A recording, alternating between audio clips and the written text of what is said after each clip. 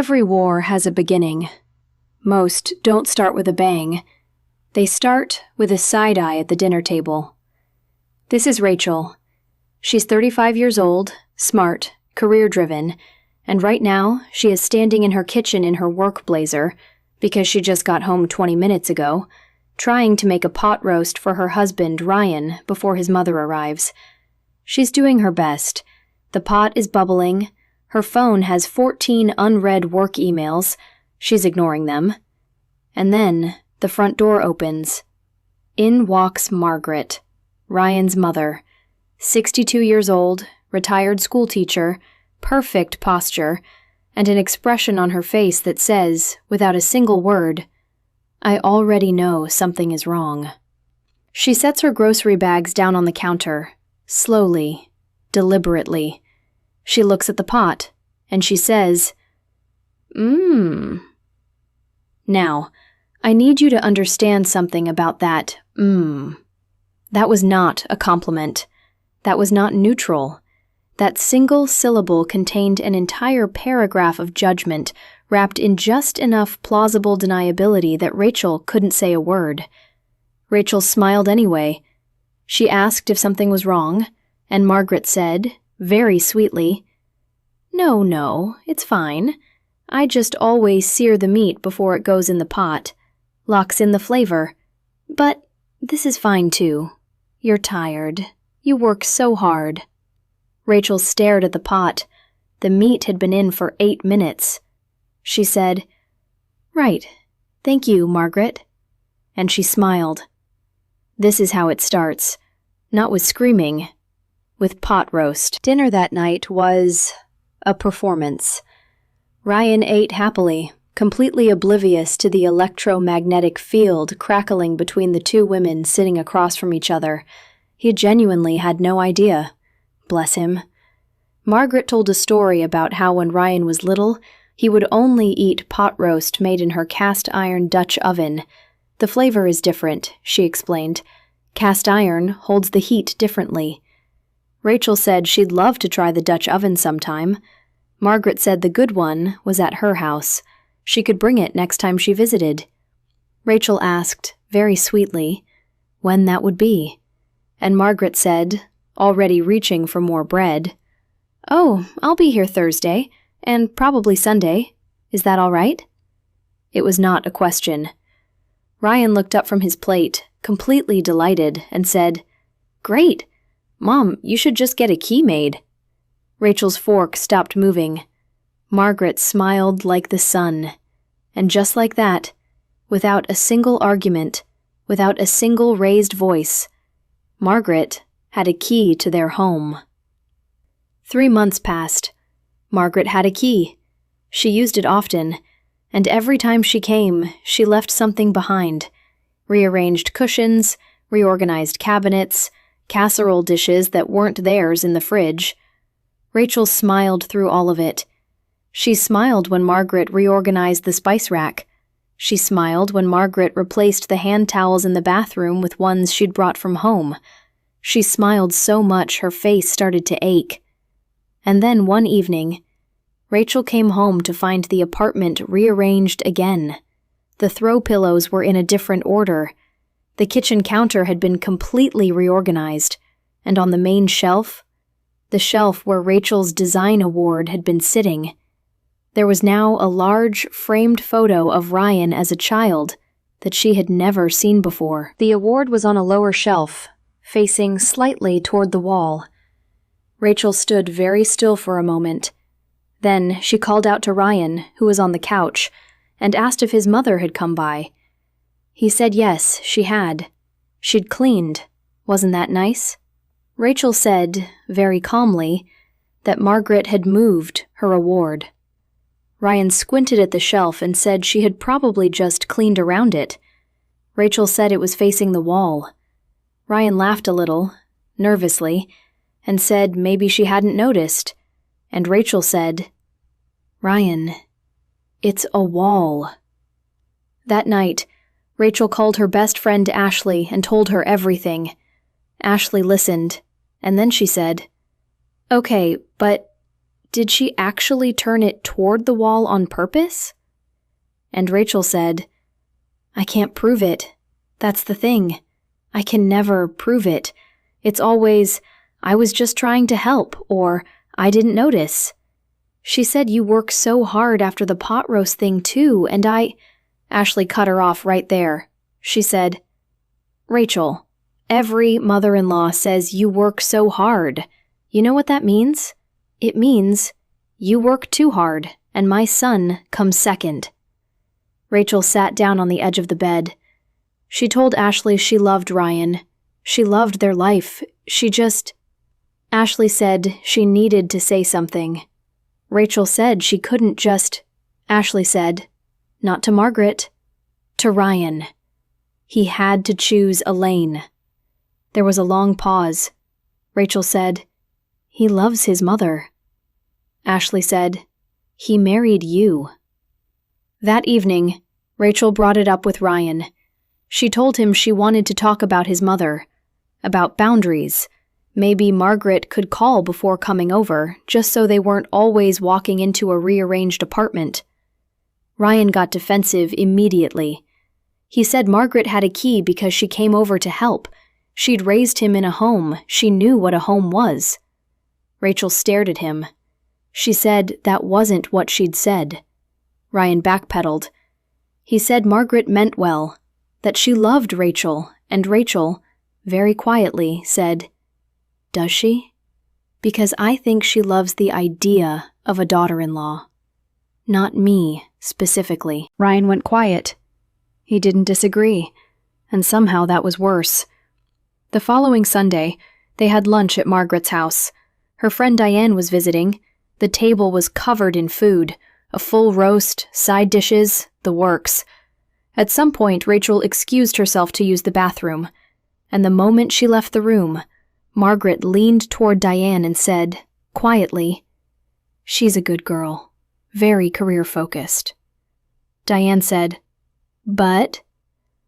Margaret sighed beautifully and said, she buys those pre-made rotisserie chickens from the grocery store.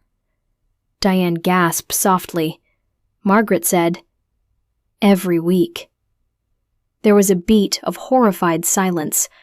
Then Margaret said she never said anything, of course. What could she say? It was their home. She just worried. A family needs a foundation. Food is a foundation. Did Rachel know that? She wondered sometimes. Rachel appeared in the doorway. She sat back down at the table. She smiled. She had heard everything. Every single word. The breaking point, when it came, arrived because of a baby, or, more precisely, because of a question about a baby. One evening, Ryan came home looking nervous. Rachel could always tell when he was nervous. He sat down, fidgeted with his phone, and then said, so, Mom asked me something. Rachel looked up from her laptop and said, okay. Ryan said his mother wanted to know if they were trying for a baby. Rachel slowly closed her laptop. She said, she asked you about my body. Ryan said his mom was just excited. Rachel said, she asked you about my uterus, Ryan. Ryan said she hadn't used that word. Rachel said she might as well have. And then something cracked open. Rachel stood up, and 3 months of pot roast commentary and rearranged shelves and rotisserie chicken gossip and a key that was never asked for, all of it came out at once. She said that Margaret's question about a baby was not her business, that when they had children, if they had children, that was between the two of them, not Margaret's calendar, not Margaret's Dutch oven. Ryan looked confused about the Dutch oven reference.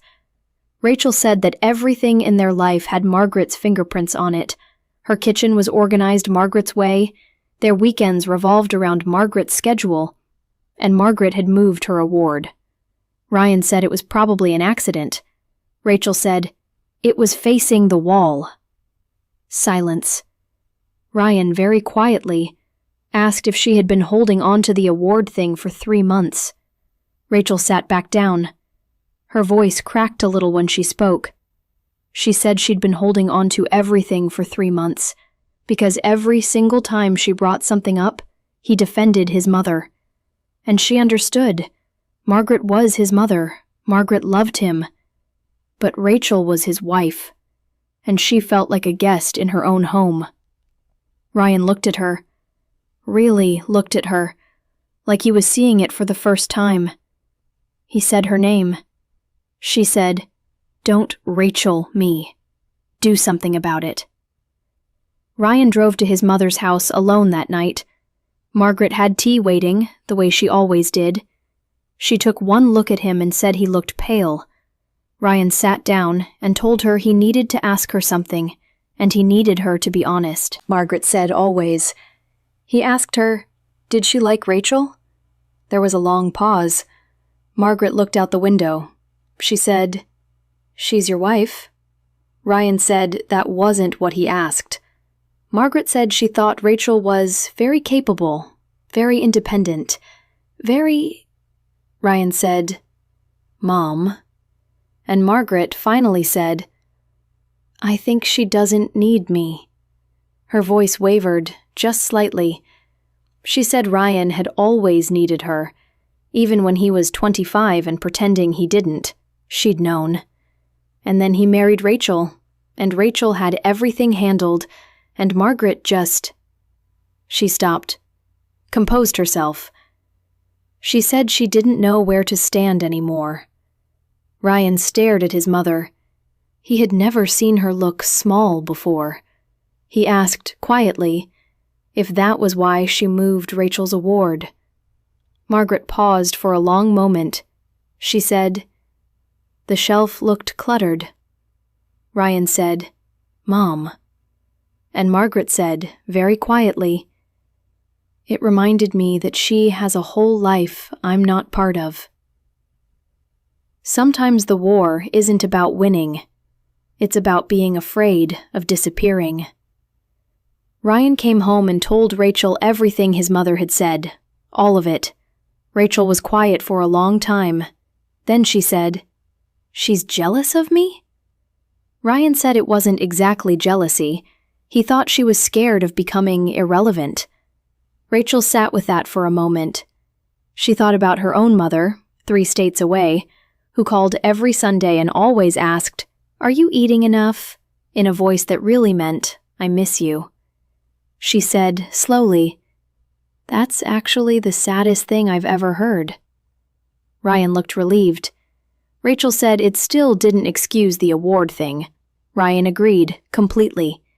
Rachel said, "Or the pot roast commentary." Ryan looked confused. He asked about the pot roast. Rachel said the point was, she didn't want Margaret to feel irrelevant. She wanted her to feel like she had a place, just not everywhere. There was a difference. Ryan nodded slowly and asked how they were supposed to do that. Rachel thought about it. Then she said, Ryan had to be the one to set the limits, not her. Every time it came from Rachel, it looked like a daughter-in-law attacking a mother. But if it came from Ryan, it looked like a son growing up. Ryan looked slightly terrified. He said that sounded really hard. Rachel said, "Welcome to my last 3 months." The following Sunday, Rachel did something she had never done before. She picked up her phone, and she called Margaret. When Margaret answered, Rachel said her name, said it was her. There was a small pause. Neither of them was sure what was coming. And Rachel said she wanted to ask Margaret something. Would she be willing to teach her the pot roast? The real way. The way she made it for Ryan. There was a long silence on the other end.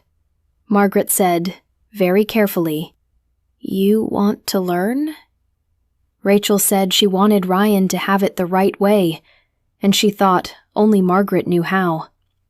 Another silence, and when Margaret spoke again, something in her voice had shifted, just slightly, like a door that had been closed for a long time, opening the smallest crack. She said, "Come Saturday. Come early." They'd go to the farmer's market first. Rachel said she'd be there at 9. Saturday morning. The farmer's market. Margaret and Rachel walked side by side between the stalls. It wasn't comfortable exactly, but it was honest, and sometimes that's the better starting place. Margaret picked up a tomato and showed Rachel how to press it to test for ripeness. She said the vendors always put the pretty ones up front, but the pretty ones were never the best ones. Rachel said, quietly, "That was actually a pretty good life lesson." Margaret glanced at her. Something flickered across her face, not quite warmth, but something close. Recognition, maybe. Then Margaret said, almost casually, that Ryan had told her about Rachel's award, the one from her company project last year. Rachel looked surprised. She asked if he'd really talked about that. Margaret said he told her everything about Rachel, that he was very proud of her. She kept walking as she spoke. She said she had put Ryan's photo on the shelf because she thought it was a nice memory.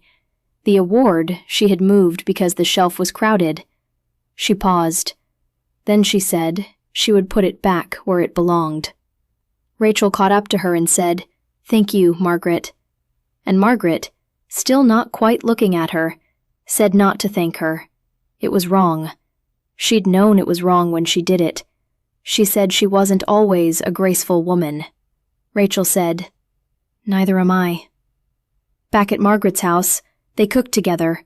Margaret taught, Rachel learned. The cast-iron Dutch oven sat on the flame between them like a kind of peace offering, or maybe a truce. The kitchen filled with the smell of something warm and slow. Margaret said the secret was to let it breathe, not to rush it, not to check it every 5 minutes, just let it become what it is. Rachel stirred the broth slowly. She thought about the last 3 months, the award, the pot roast critique, the key, the Sunday visits, all of it. She said, softly, "Margaret?" Margaret said, Rachel said she knew she wasn't the daughter-in-law Margaret had imagined. Margaret didn't say anything for a moment. She didn't deny it.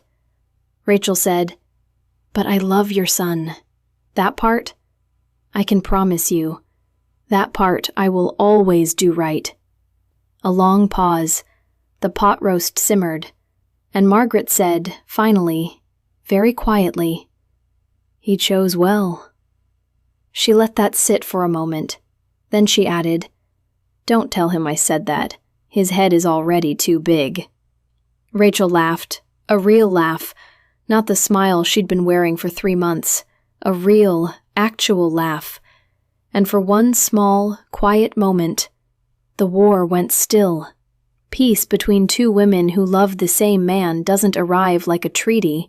It doesn't come with an announcement or an apology or a moment where everything is suddenly resolved.